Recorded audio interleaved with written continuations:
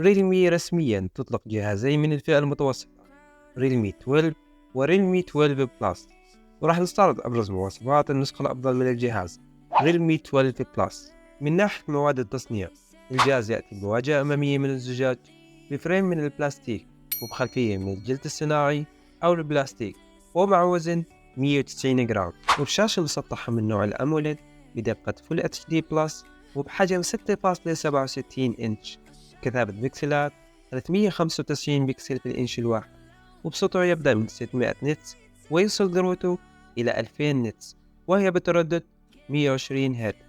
الشاشة ألوانها ممتازة وتدعم ميزة Always on Display و HDR 10 بلس، إضافة إلى دعمها لمستشعر بصمة بصري مدمج أسفلها. الجهاز مزود بسماعتين سبيكر ستيريو مع مدخل 3.5 ملم لتوصيل السماعات والأذن السلكية.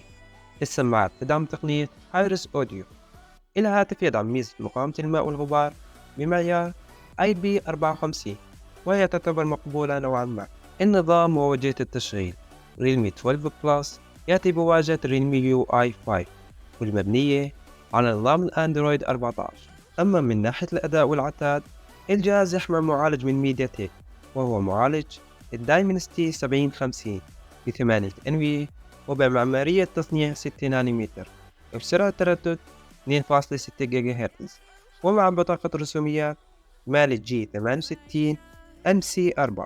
الذاكرة والتخزين، الهاتف يتوفر بذاكرة عشوائية رام أقلها 6 جيجا بايت و8 جيجا بايت أو 12 جيجا بايت، وبثلاثة نسخ من الذاكرة الداخلية بسعة أقلها 128 جيجا بايت و256 جيجا بايت أو 512 جيجا بايت. ويمكن زيادة مساحة التخزين عن طريق تركيب بطاقات ذاكرة خارجية من نوع مايكرو SD.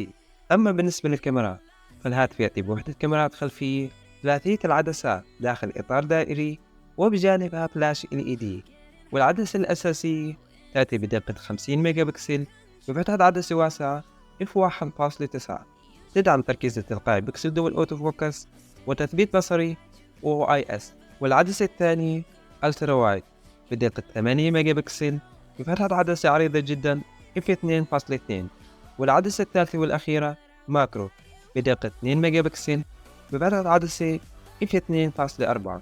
الكاميرا تدعم تصوير صور بنمط البورتريه والHDR والبانوراما، وتصوير مقاطع فيديو بجودة 4K 30 إطار بالثانية وفول HD 60 إطار بالثانية. وبالنسبة للكاميرا الأمامية فهي بدقة 16 ميجا بكسل بفتحة عدسة f2.5. الكاميرا بتصور صور بنمط البورتريه والHDR وتصوير مقاطع فيديو 30 إطار بالثانية وجودة فول HD. ومن حيث مزايا الاتصال والشبكات، الهاتف يدعم شبكات الجيل الخامس 5G وواي فاي 6 وبلوتوث إصدار 5.2 وتقنية NFC وGPS، بالإضافة إلى دعمه لتركيب شريحتين اتصال سيم كارد. أما عن سعة البطارية، فالهاتف يمتلك بطارية بسعة 5000 ملي أمبير مع قدرة شحن 67 واط.